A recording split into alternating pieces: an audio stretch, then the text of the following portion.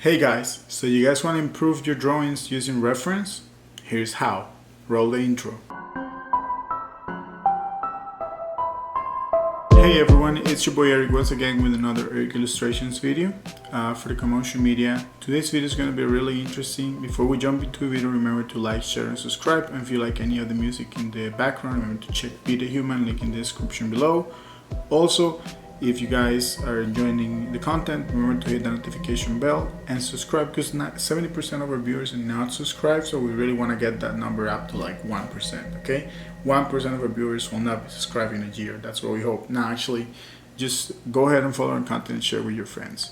All right, so like I said, today's video is going to be about drawing and reference. I'm going to talk a little more about that, but I just want to let you know, guys, that using reference is not wrong. The way you use it is what actually helps your art and not damages it. Because you can do art using reference in a way that you'll never learn, and you can do it in a way that you'll learn from it and actually grow. So let's just jump right into the topic I want to talk about. Alright, so in this video, like I said, I'm going to talk about a little about finding good reference for your drawings. In the meantime, while I do so, you guys are going to look at the time lapse of me drawing a piece that I think that actually came out really good, and that I was able to take a full advantage of the reference, and even taking it to the next level by adapting a little of my style to the reference, and that's my takeaway. But like, yeah, so let's just go ahead and jump right into what I want to talk about.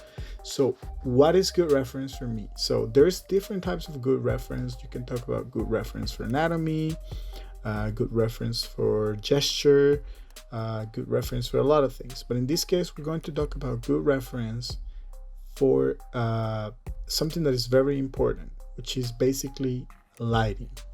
And when trying to find good reference for your photo of your art, good reference photos for your art, it's important to focus on good lighting, because the lighting will define the quality of your shadows.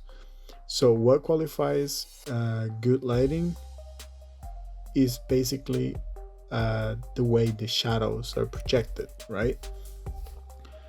So well good lighting in a picture is when you can see different shadows of gray, not just black and white, and not like just tons of gray and not much like different levels of it. And what I mean by that is, if you have a dull picture like this one that I'm showing right here, the light does not separate strongly enough the grays from the whites and the blacks, which, don't get me wrong, depending on what you're looking for, it could work.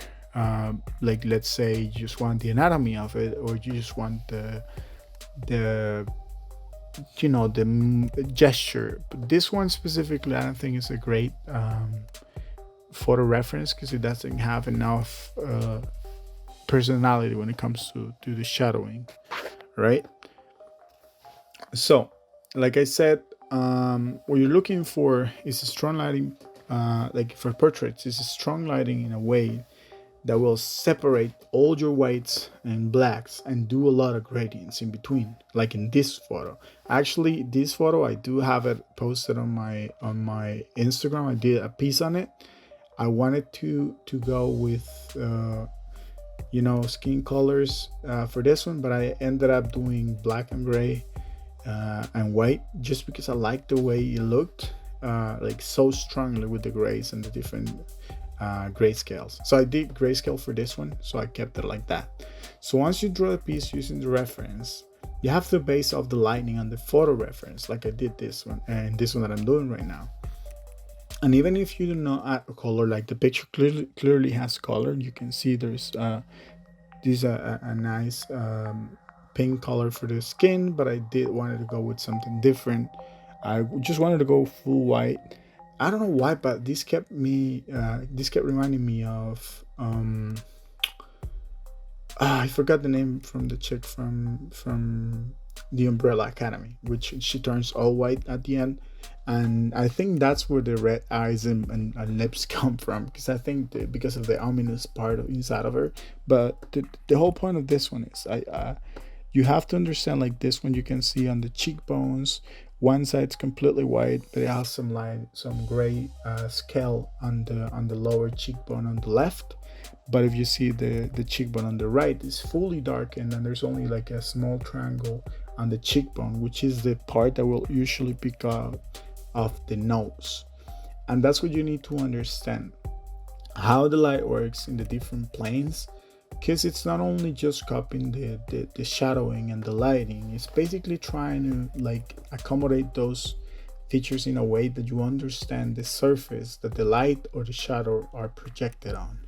Like the light will project on the flatter surfaces, and then it will create shadows on the surfaces with, like, let's say something in the middle like the nose, or just curves in general like the lower parts of the nose or the lips themselves. And once you draw the piece using the reference and base off the lighting on the photo reference, like I did this one, like you see, I did draw bigger eyes than the actual like the actual photo, trying to make it more my own style. And also I add details not existing to the piece, like I decided to, like I said, the red lips and the red eyes, to add this weird feel that at the end the picture will have, but at the end the picture will have good lighting, and will have good shadowing in a way that is not only believable but it's also more accurate to real life. So the character will feel a little more realistic, even if I changed the anatomy. And some good example of drawings like this, it's probably someone like Angel Ganef, which is an art channel I follow. But my point is, if you want to see examples of this where you can project the surfaces enough so you understand, like, you'll definitely not always, you'll never find, every time you want to draw something, you will not find a picture for it, but you have to draw enough of pictures and enough of photos and gesture and stuff like that, so you end up using reference the right way. And that's what I wanted to get to from the beginning. A lot of people shy away from using reference, like I said in the last video, but reference can be a great tool because it can actually teach you from experience.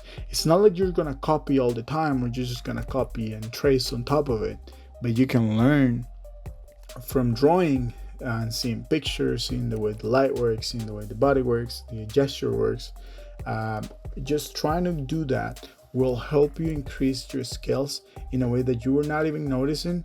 So you'll get to a point that you don't even have to like see at a picture for you to know how the light and the shadow works, because you've done it 1,000 times.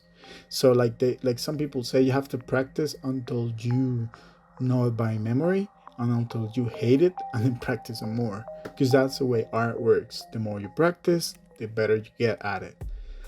So like I said, you have to understand the different planes of the face so you can shadow and create without the need of reference. That's the end game of drawing, looking at pictures and looking. That's where a lot of people and art schools have people go on site and do like naked posing and different lighting, because they want people to understand anatomy from a standpoint of you seeing it from real life and then trying to recreate it without any basis. And that's when you can create stuff that has not been created, that no one has ever seen, because that's the whole point of art.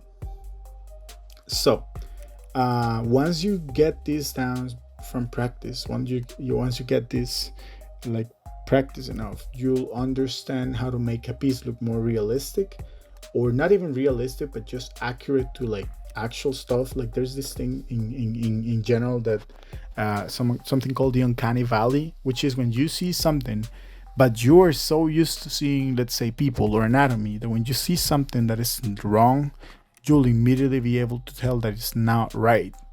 You probably will even not know what it is, but you'll just know it's not right. So yeah, and once you get the realistic or accurate look, so you get a step away from the Uncanny Valley, you can also make things look a little more 3D, which in my point of view makes art better. Like you can do something like, I don't know, Thundercats or something like that, and let's say some guy like Alex Ross, and you can draw it in a way that will look like a picture, even if it's not a picture of someone, but because they've drawn enough to know how anatomy works and how the pieces are supposed to be. So yeah, I think that was my takeaway from it. And again, I'm really interested in you guys showing me if you have been trying to get something from what I do, or trying to recreate or learn based on what I've said. So if you guys want something like that, let me know and we can maybe create a Discord channel, or also you can follow me on Instagram so you can see.